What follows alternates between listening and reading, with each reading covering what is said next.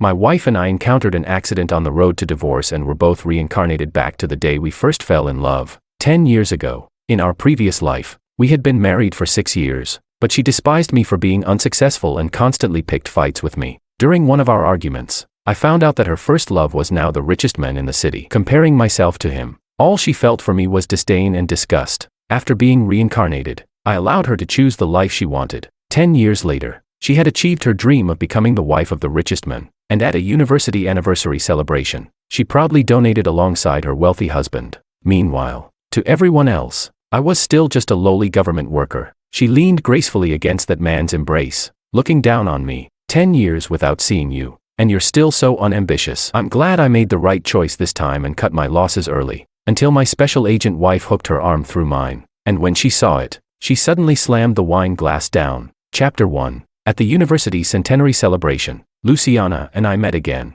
Now, she had finally married her first love, sitting proudly in the role of the first lady of the city's richest man, enjoying all the spotlight. As I walked into the hall, I saw Luciana and her husband, James Jean, standing in the middle of the crowd, basking in the compliments. CEO James really is a young prodigy. With his sharp insight and ability to seize the market, the position of the richest man in the city really belongs to him. I heard CEO James is here to donate to our university's lab. It must be tens of millions, right? All of this is because of Luciana. It's thanks to her graduating from this school that James is making such a large donation. You two really have such a great relationship. We're all envious. Luciana waved her hand with a smile. Please don't flatter me. Since my husband has the ability, it's only right for him to support education. It's not because of me. Seeing Luciana enjoy all these flattering words, the crowd started to praise her even more eagerly. Ah, who doesn't know that you two went from being high school sweethearts to getting married? We all envy this love. Yeah, I heard you two got together in high school. That's been over 10 years now, right?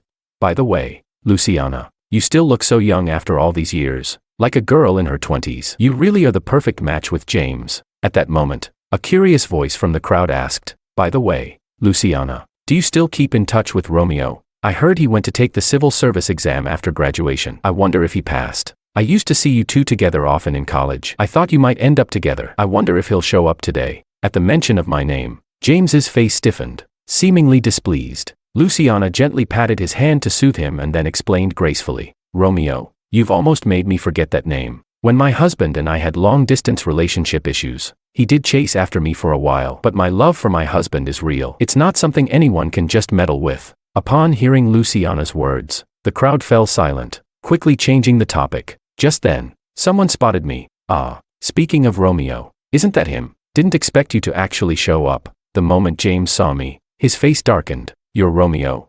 Luciana gave me a once-over, her disdain clear in her eyes. Still a little civil servant. Ah, on such a grand occasion, you show up dressed in casual clothes. I looked up and finally saw the two of them clearly in the crowd. Luciana was wearing an exclusive luxury dress, her hair loosely tied up, and her diamond earrings sparkling brightly, swaying with her every move, exuding elegance and charm. James, standing beside her, was in a well-tailored suit, with a luxury watch peeking from his wrist, exuding wealth. Together, they looked like a perfect power couple. I smiled and said politely, yes, I'm still a civil servant, not as wealthy and impressive as you. My rank was not low, but it was still accurate to say I was a government worker. After years of working in the industry, everyone could tell that James and Luciana were clearly unhappy about my appearance. One was the city's richest man, and the other was just a small civil servant. It was clear who they preferred to curry favor with. It's been so many years, Romeo, and you're still like this. How pitiful. I heard government workers only make a few thousand a month. I bet your salary doesn't even cover one of James's meals. Good thing Luciana didn't end up with you. Look at you, in those clothes. You're not fit for this kind of occasion.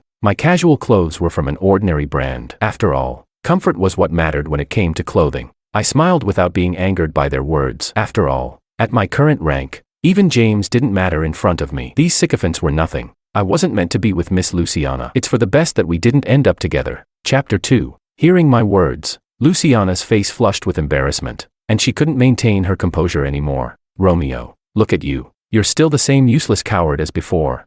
For me, it's a good thing we didn't end up together. After all, you're just a lousy civil servant, earning a few thousand a month, struggling to make ends meet. But you, look at yourself in the mirror with that beggar-like appearance. How could any woman possibly like you? Looking at the anger and venom in Luciana's twisted expression, I couldn't help but recall the countless arguments from my previous life. In our past life, Luciana and I met and fell in love during university, and after graduation, we naturally got married. Our life was actually quite good. In this not-so-small city, we had our own house and a decent car. Without children at the time, our life was fulfilling and rich with meaning. But not long after, everything changed. After a class reunion, Luciana started acting differently. She began picking fights with me, throwing tantrums whenever things didn't go her way, criticizing me for being unsuccessful, not making enough money, and not being able to give her the life she wanted. At the same time, the expensive bags and luxury goods at home kept piling up, and I began to realize something was off. One day, Luciana didn't come home all night, and when she returned, her neck was covered with marks from passion. That's when the most intense argument between us exploded. It was that day that I found out Luciana had had a boyfriend in high school, and they broke up because of long distance during university. At the last class reunion, she found out her first love had seized the opportunity with AI and became the richest man in the city, becoming the focus of the reunion. She regretted it, regretted breaking up with her first love and marrying me. Luciana threw her newly purchased handbag at my head. Romeo, I must have been blind to marry you. So what if I cheated? Don't I have the right to choose a better life? Look at this bag. Do you know how much it costs? You, with your pathetic government job, will never be able to afford this in your life. The argument happened during the spring festival, with firecrackers booming outside as families were reunited, and my wife, with certainty, told me that she had cheated. After that argument, we agreed that once the civil affairs office reopened after the holidays, we'd divorce. But on the way to the divorce, we argued again. Luciana was so emotional that she even grabbed the steering wheel. The car lost control, and we both died on the spot. When I opened my eyes again, we had both been reincarnated 10 years into the past, back to the day we decided to be together. This time, I chose to let her go. After parting ways, she quickly got back together with James, while I continued the path I had taken in my previous life, going to university and preparing for the civil service exam. The biggest difference between this life and the last was that I was no longer the lowest-ranking government worker. In this life, I had 10 extra years of life experience and 10 extra years of perspective. After passing the civil service exam, I continually proposed targeted suggestions at work and made several proposals that contributed to the development of the city. In a short time, I was transferred to the capital to contribute to its development. Not only that, but I also met my current wife at work. After marrying her, I found out she was the only daughter of a high-ranking official in the capital. I was attending this alumni event today because the principal personally invited my father-in-law. My wife wanted to visit the university I attended, so we came together. Now, my wife is with my father-in-law to meet the principal, while I came to the hall alone. Meeting Luciana and James was not part of my plan, but since we met, the person who did wrong is not me, and the one who should be avoiding confrontation shouldn't be me. Chapter 3. Seeing that I didn't respond for a long time, the crowd around us couldn't help but sneer. You're not saying anything. Could it be that Luciana hit the nail on the head? Almost 30 years old and still single. Yeah, with a few thousand a month. How could you afford to get a girlfriend or get married? Who would look at you? Romeo, I heard your job is 9 to 5. Why don't you try setting up a street stall at night? We're all classmates. We could come support you. I couldn't be bothered to respond to them anymore, so I just smiled and politely declined their offer. I'm already married, and my current job is going well, so no need to trouble yourselves. When Luciana heard that, her expression changed. You're married? When did that happen? Why didn't you tell me? I looked at Luciana in confusion. What does my marriage have to do with her? After being reincarnated, we had both deleted each other's contact information, going our separate ways. Not to mention, I got married in the capital, and only invited close relatives in the city for a small gathering. There was no formal wedding. Seeing the confusion on my face, Luciana seemed to realize she'd misspoken, and awkwardly laughed it off. We're all old classmates. A big event like your marriage, you should have invited us to celebrate with you. Or are you saying, you didn't actually get married? Are you just trying to save face? Hearing Luciana's words, everyone laughed again. Yeah, this city is so small, and we didn't hear a thing about your marriage. You're probably just bluffing. Come on, Romeo. Being single isn't shameful. It's lying that's shameful. Stop pretending and save yourself the embarrassment. We all know each other. James, who had been watching the drama from the side, finally spoke up, looking down at me from his lofty position. Why don't you come work at my company? We're booming right now. With government support, the future is looking bright. Since you and Luciana are old classmates, how about you come work as my driver? The salary may not be high, but it's definitely better than being a civil servant. What do you think? James was dressed in a high-end tailored suit, but the smell of money in his words was nauseating. His behavior screamed nouveau riche. And as for the so-called classmates around us, each of them dressed in a pretentious manner, constantly belittling civil servants, who gave them that confidence. If it weren't for the civil servants diligently working every day to maintain social order and function, would you all have the good lives you have now?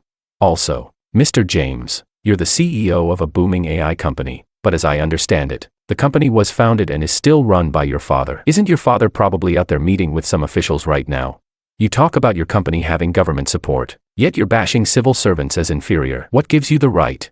My words were firm and resolute, and for a moment, the crowd fell silent. James's face turned pale with a mix of anger and disbelief, clearly not expecting me to refuse to give him face. I shot him a cold glance. I had met plenty of entrepreneurs in the capital who actually contributed to society, but not a single one was like James, riding the wave of the times while still being so dismissive. The others may have been eager to flatter him, but in my eyes, he didn't even come close to deserving that level of respect. Seeing that no one dared to speak anymore, James grew frustrated. What are you so proud of? A lowlife like you. What do you have to compare with the big shots you talk about?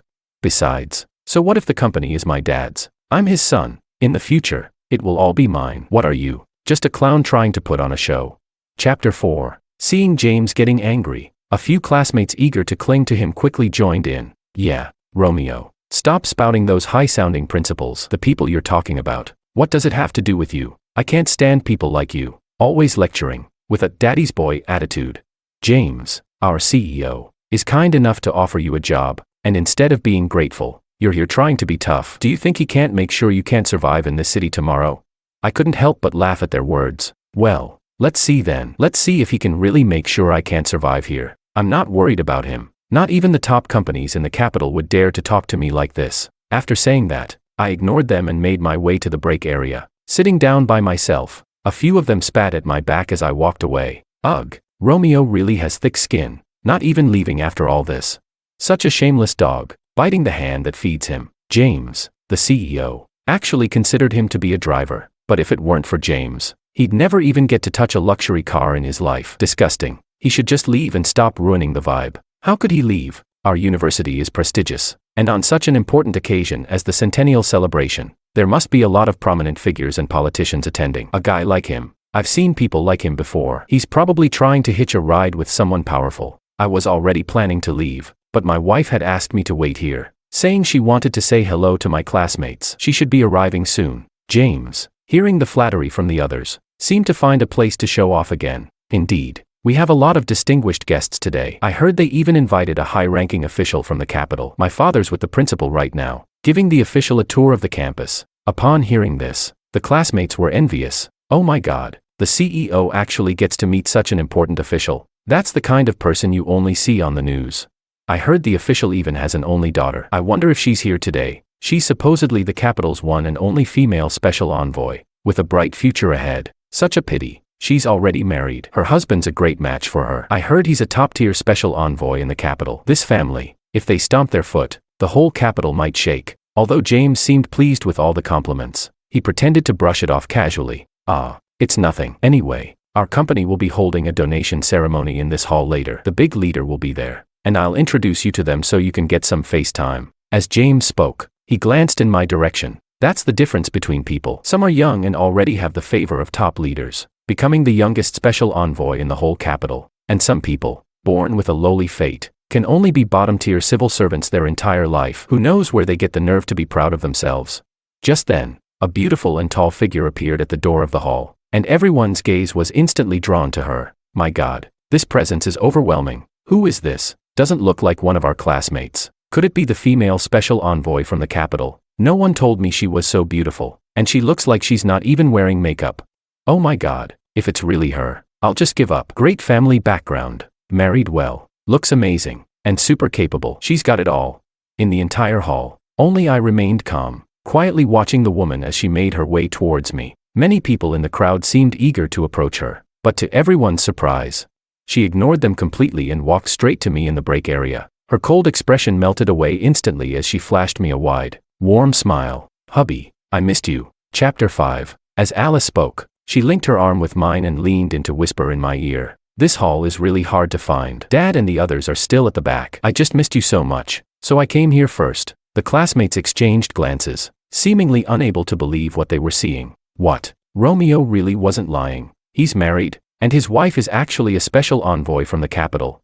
Seeing everyone's attention focused on us, Alice winked at me. Hubby, these are your classmates, right? Aren't you going to introduce me? Although I felt there was no real need to socialize with these people, since Alice had said it, I could only smile and address the crowd. Everyone, this is my wife, Alice, also known as the special envoy from the capital. As soon as I finished speaking, the hall erupted in shock. She really is a special envoy. Then Romeo is the son-in-law of a top leader from the capital, isn't he? Oh my God, did I just say something to offend him? At this point, someone whispered, if that's the case, James, the nouveau riche, is nothing in comparison. If Romeo really gets angry, he could bankrupt his company tomorrow. The classmates who had mocked me earlier all turned pale, clearly worried that I might take out my anger on them for what happened earlier. Luciana, looking furious, stepped forward, but before she could say anything, Alice already extended her hand to her. Hello, you must be Luciana. I know about you. I heard you almost ended up with Romeo, so I should thank you. Thank you for being so short-sighted and leaving this capable, wonderful man to me. Alice's smile was wide, but her words had a sarcastic bite. I glanced at the woman beside me, unable to hold back a smile. I had to admit, her jealous side was quite cute. Luciana completely ignored Alice's outstretched hand, instead glaring at me with rage. Romeo, where did you find this actress? Don't think I'll believe this. Alice withdrew her hand, her brow furrowing as she glanced at me. Hubby, is there something wrong with your classmate? Luciana slapped Alice's hand away, and her tone was on the verge of breaking down. Say something, Romeo. Answer me. I stepped in front of Alice protectively, coldly looking at the hysterical Luciana. I've already made it clear. Alice is my wife. We've been married for 3 years. Show some respect. Luciana opened her mouth to argue, but it was James, who had been silent until now, who stood up. He shot Luciana an irritated glance, then turned to scrutinize me for a long moment. Luciana just can't accept that you're fooling her with an actress. If I'm not mistaken, this person behind you is the actress you hired, right? My father is currently with the big leader, and as the leader's daughter, Miss Chu should be accompanying him. How could she suddenly show up here? Alice had whispered to me earlier about coming here because she missed me, so of course, they didn't hear that. James sneered, clearly feeling smug for having figured it out. Do you realize what a crime it is to impersonate a special envoy from the capital? You've got a lot of guts. And the woman behind you, with her looks, how could she possibly be interested in you? You must be using her as a scapegoat, right? Before I could respond, a loud voice rang out from the door. I'll just have to see. My daughter, Lucas Wren, doesn't need any scapegoat. Chapter 6. Under the gaze of the crowd, a group of security guards escorted an elderly man into the hall, with the principal and other leaders following behind him. Alice and I immediately stepped forward, one on each side, and helped the elderly man with his arm. The old man nodded at me, then turned to scan the crowd, his gaze finally settling on James, who looked pale with fear. So, you're the one who said my son-in-law is a scapegoat. Come on, I'm Lucas, standing right here. Tell me to my face, what has my daughter done that's so shameful that she needs someone to take the fall? The old man had been in the capital for so long that simply standing there, he exuded the commanding presence of someone in power. James hesitated, his lips trembling. Though still unwilling to accept, he finally muttered, Sorry, Mr. Wren. I was blind and didn't recognize your esteemed daughter. Please forgive my words. The old man snorted coldly and shifted his gaze away. I knew exactly what he meant. You should be apologizing, not to Mr. Wren, but to my wife, Alice Wren. The classmates held their breath, not daring to make a sound for fear of attracting trouble. James, usually so high and mighty, had never experienced this kind of pressure. Under the watchful eyes of so many, he ground his teeth and barely managed to squeeze out a few words. Romeo, don't push your luck. I couldn't help but laugh at James's words. You're the one who's always speaking rudely to me, always looking down on public servants, and insulting my wife. Now, I'm just asking you to take responsibility for your own actions. Tell me, where have I gone too far? Suddenly, a plump figure emerged from the crowd and slapped James hard on the back of the head. You ungrateful brat, what do you think you're doing? This is Mr. Wren, a respected figure in the capital. Do you know how much effort we've put into getting him here? If it weren't for the centennial anniversary celebration, Mr. Wren wouldn't even step foot in a small place like ours, and you've offended his daughter and son-in-law. Do you know how many years of economic development our city could gain with one word from Mr. Wren? You want to die? Don't drag me down with you.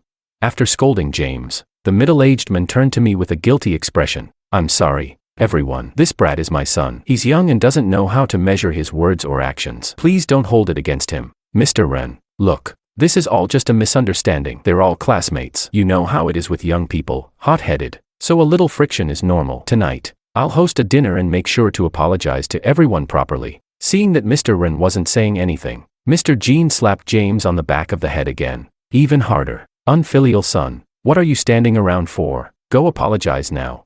Perhaps the two slaps made James feel humiliated. He suddenly lost control and shouted at Mr. Jean, "Why should I apologize? What's Romeo to me that I should apologize to him?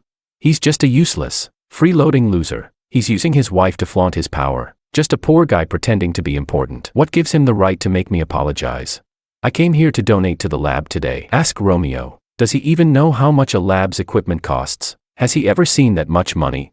As soon as he said this, the hall fell silent. Mr. Wren's face darkened, his expression so grim it seemed as though ink would drip from it. The classmates exchanged glances, some of them seeming to agree with James. A few of the more arrogant male students even whispered among themselves, "Actually, James isn't completely wrong. Isn't Romeo just living off his wife? What's so impressive about that? If it were me, I could do it too." Mr. Wren glared coldly at James, his voice as icy as a winter storm. "Living off someone?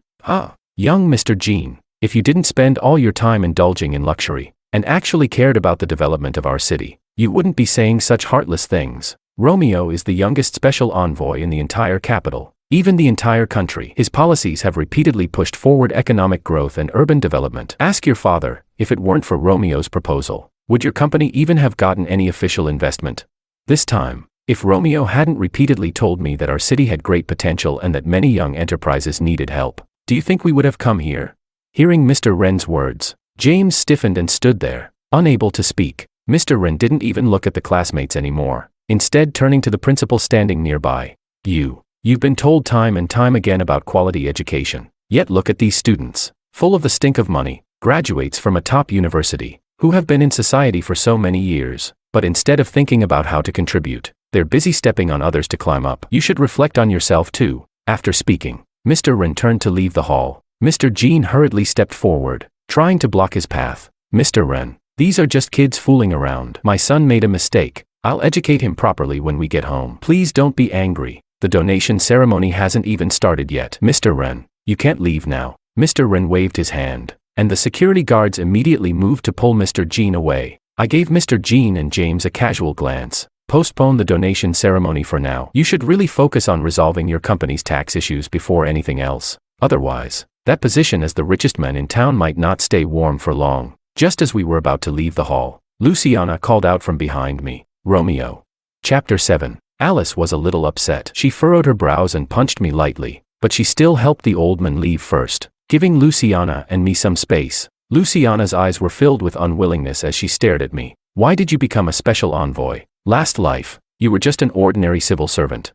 The secret of having lived two lives was known only to her and me, so hearing her say this wasn't surprising. But as I looked at Luciana before me, only a sense of desolation remained in my heart. "I'm not like you. After being reborn, I relied on my own experience to shine in my position. Everything I've achieved today is what I deserve. But you, even if given another chance, would still choose to be someone's canary in a gilded cage, always unable to stand on your own." Luciana's eyes reddened, filled not only with anger but also a trace of grievance. "And her? Do you really think she loves you? She's just interested in you because you're young and already in a high position.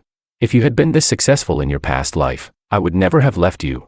As I listened to Luciana, my mind drifted back to the time when I first came to the capital. Back then, although I had just been transferred, with no connections or backing, I had to start from the bottom. My proposals and suggestions were repeatedly rejected, but it was during this time that I met Alice. Alice supported my proposals and helped mediate with all the different parties. Even when my proposals were rejected, she would stand in front of me and say word by word, "Whether it passes or not, your faith and ideals move me, because I believe in the same way." We both believed that a person's will could overcome fate, and though individual power might be small, societal progress always needed people like us. At this thought, I shook my head at Luciana. "No, she's not like you. She doesn't care about the extra conditions around me. She cares about the passion in my heart. In my past life, I was the same. Although I was just a small civil servant, I shone in my position, contributing to social progress. But you couldn't see that. You were blinded by the material world, only able to see wealth and money." Upon hearing my words, tears streamed down Luciana's face, falling in large drops. "But you once said you only liked me and would only marry me as your wife." I froze. I had indeed said that in my past life. Although I wasn't Luciana's first love, she was mine. When we were in love, I would have moved the stars from the sky just to make her happy. I sighed deeply. Let the past life stay in the past. Didn't we both agree when we were reborn? You pursue the life you want, and I'll walk my own path. Besides, our ending in the last life wasn't good. You cheated first, and you weren't happy in this marriage. What's the point in talking about it now? After I said this, I looked toward Alice, who was waiting for me from a distance. My wife is waiting for me. Excuse me. I turned to leave, but Luciana's choked voice rang out again. Romeo, do you still love me? I didn't turn around, my eyes only on Alice's figure. In my past life, I truly loved you, but in this life, I only love my wife. I thought that would be the end of our two lives intersecting. But 3 days later, Gene Group was exposed for severe tax issues, along with intellectual property violations and other related illegal activities. With multiple charges, the Gene Group had no choice but to announce a temporary halt to its operations, and the responsible individuals were taken by the relevant authorities for investigation. Mr. Wren was furious when he heard the news. Damned. Absolutely damned. These people enjoy the benefits of society but refuse to contribute. They are nothing but parasites on economic development. A stumbling block. Chapter 8, Epilogue. I gently patted the old man's back to help him calm down. Don't let these shady companies get you upset. We still have many legitimate businesses contributing positively to society. Alice, however, was fuming. It looks like Gene Group is going bankrupt. Your rich ex might come back to find you, right?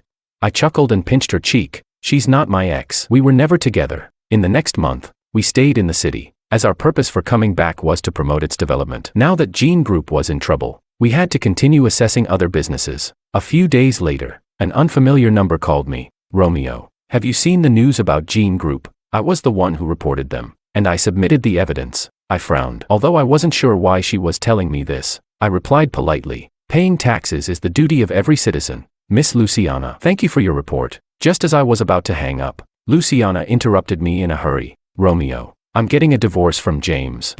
I immediately cut her off. Your marital issues are none of my business, and I don't need to be informed. If there's nothing else, goodbye. I didn't know who had leaked my number, but after that call from Luciana, many of my old university classmates began calling to reconnect. Romeo, you and Ms. Chu are a perfect match, a golden couple. You're too low-key. Romeo, with such a successful career, you didn't even tell us, just quietly contributing. We can't match this level of vision. You haven't returned to the capital yet, right? When are we getting together again? You should bring Ms. Chu along. You didn't even invite us to your wedding, but this time, you can't refuse.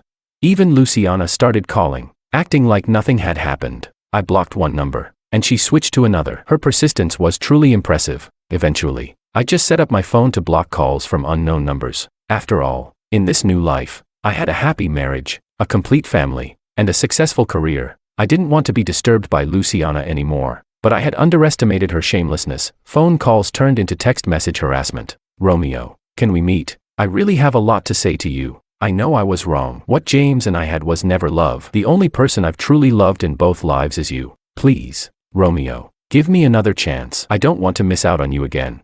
Looking at these messages, I sneered coldly. 2 whole lifetimes. How could I not understand Luciana? The one she loved wasn't me, nor was it James. She loved fame, wealth, the life of the privileged. Whoever could give her those conditions, she would love them. The text message harassment stopped completely once I changed my number. A month later, we were preparing to return to the capital. Just as we were leaving the hotel, a figure was loitering outside. It was Luciana. The moment she saw me, she hurried over, her eyes full of hope. Romeo, I've divorced James. I'm back. I stepped back slightly, holding Alice, and coldly uttered 2 words. Have some self-respect. She didn't seem to care that Alice was still by my side. She stubbornly spoke again. Didn't we once love each other so deeply? Don't you remember all those days we spent together, walking hand in hand? I took Alice's hand and looked at Luciana with an icy expression. Not a trace of warmth in my eyes. You know as well as I do, that was the past, not the present. I don't deny everything we went through. It happened. But I, Romeo, am not someone who clings to the past. I only look to the future, and the one who will walk into that future with me will never be you. Having said that, I ignored Luciana and led Alice to the car. My future was long, but that didn't mean I should waste time on people who didn't matter. I knew what I needed to cherish now, and it would never be Luciana. 1 life met, 1 life lost. 2 lives met, 2 lives separated. Luciana and I were never meant to be together.